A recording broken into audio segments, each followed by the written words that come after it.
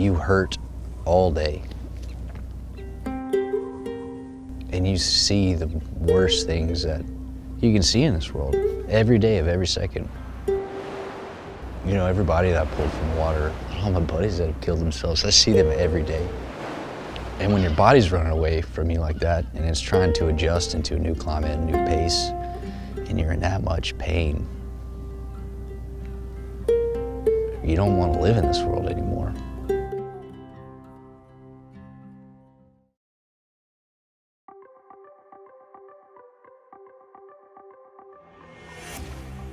What are you feeling, man, as we're coming up to the boat? She's still on top of the water, so that's pretty cool.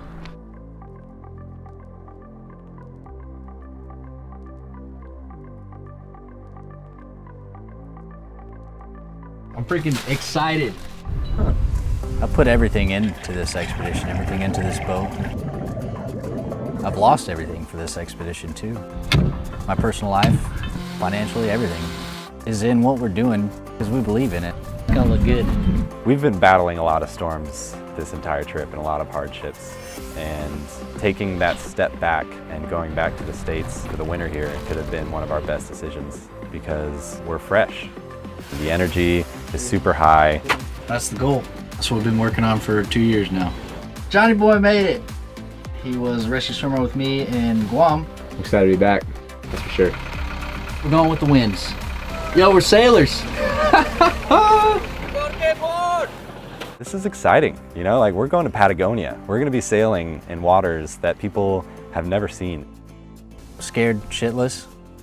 I know what these seas can do. There's no amount of me being scared that's gonna stop this from happening. You know, we are gonna sail around Cape Horn and we are gonna start making some real change in the States for veteran suicides. And we're excited right now to talk a little sailing with Stephen O'Shea and Taylor Grieger. And they're trying to raise awareness for military veterans with PTSD and the rapidly increasing suicide rate among veterans, military veterans. Why address this issue in this particular way?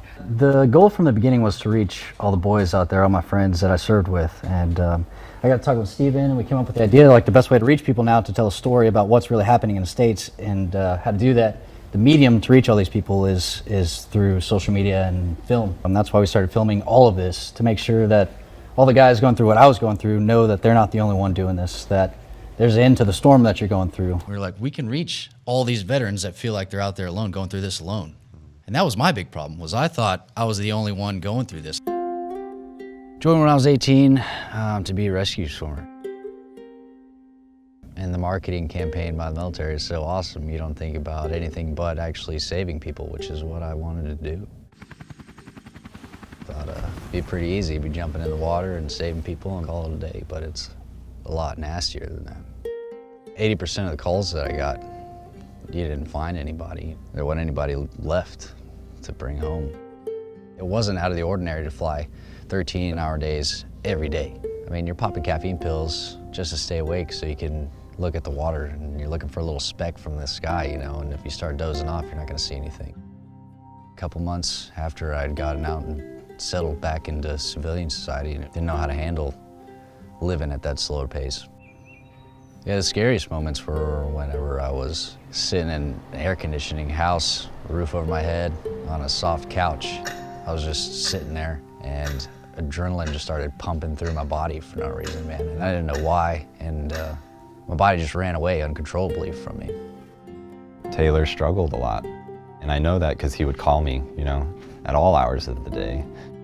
I knew Stephen had done a lot of research on it from his book, and so I called him up and I was like, dude, what is going on, man? Have you heard this before? Because I didn't know if anybody else was going through this.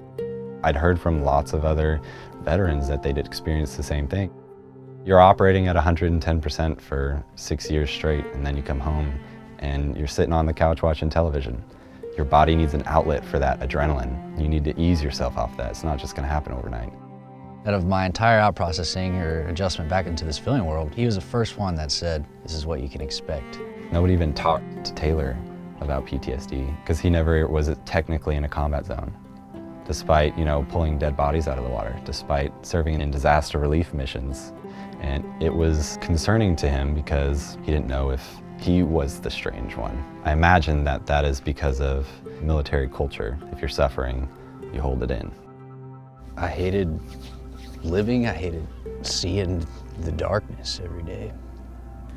I was tired of hurting all the time. It's as simple as that, you know. All I know is I'm gonna try to make sure my buddies don't feel like that again.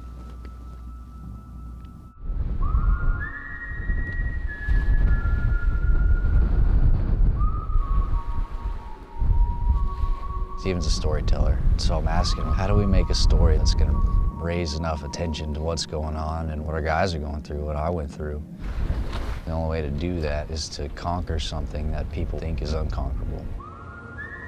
Cape Horn's waters have been notorious for centuries. You know, the sailor's graveyard. It's called the Mount Everest of the ocean.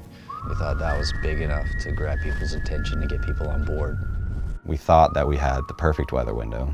This entire trip, we had faced storms and battled headwinds and currents, and you know, this was the moment where everything was gonna finally go right.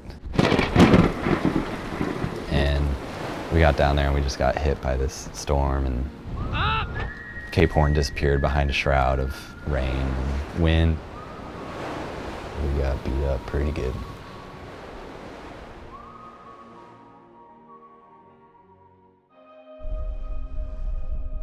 Going through the passage, the sun just kind of peeked through behind us and the clouds and skies cleared. When we first kind of pulled into the Magellan Strait, I mean, our eyes were just open. We couldn't unsee the magnificence, or however you want to describe it. It was overwhelming.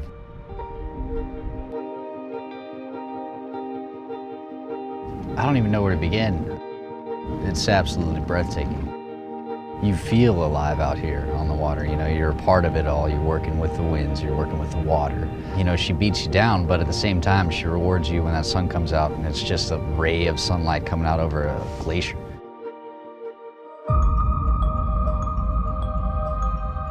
You won't ever really be able to appreciate that if you hadn't had the storms you had to get down here.